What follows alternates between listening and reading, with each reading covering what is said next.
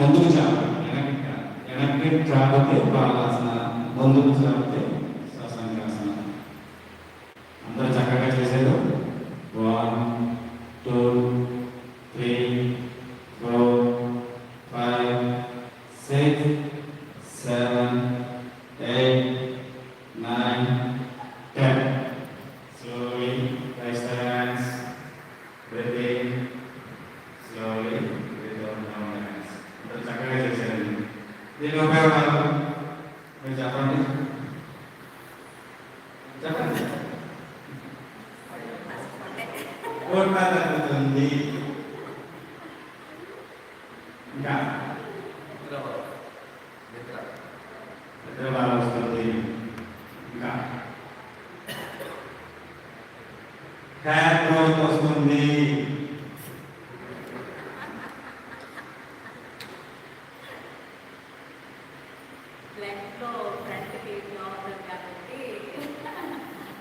Memory పెరుగుతుంది. Depression తగ్గుతుంది. Hair గ్రోత్కి యూస్ఫుల్ ఉంటుంది. ఓకే, నెక్స్ట్ చేయబోయేది వక్రాసనం. వక్రం మీన్స్ క్రాస్. నేను చేతి చూపిస్తాను, రోజు చేతి చూపిస్తాను, నాడు చేసి చేతి చూపిస్తాను.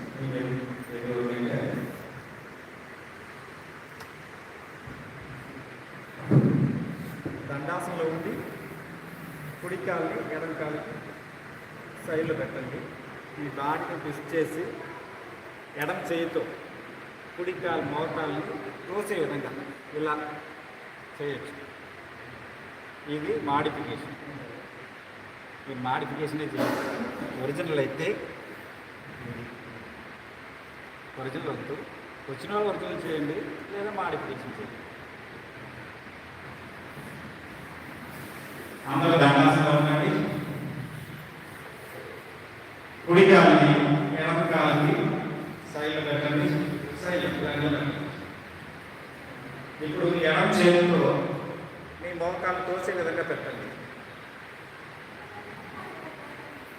సపోర్ట్, వెనక చేతులు ఇలా సపోర్ట్ పెట్టుకోండి. కుడి వైపు తిరగండి.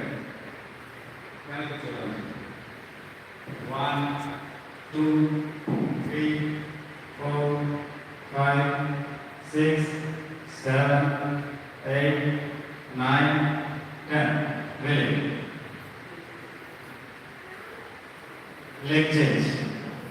దానికి ఏ కాలం చేసేదో ఇప్పుడు దానికి కావాల్సి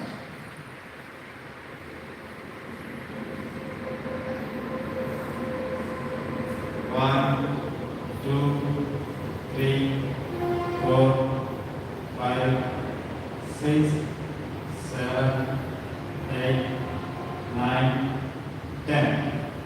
Really. దీని మీద చెప్పండి.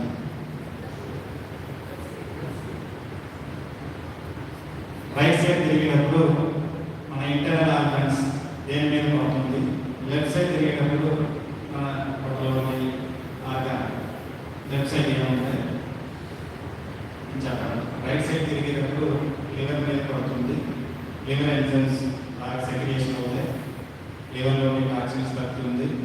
లెఫ్ట్ సైడ్ తిరిగేటప్పుడు ప్యాంక్రియాస్ మీద పడుతుంది.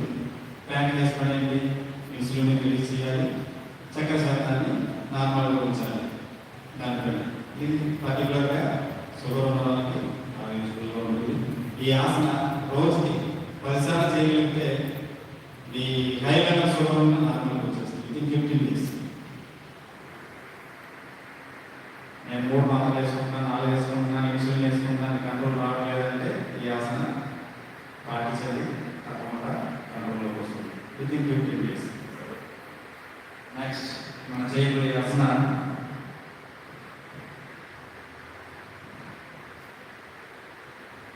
మీకు దీంట్లో ఏమైనా డౌట్స్ ఉన్నాయండి?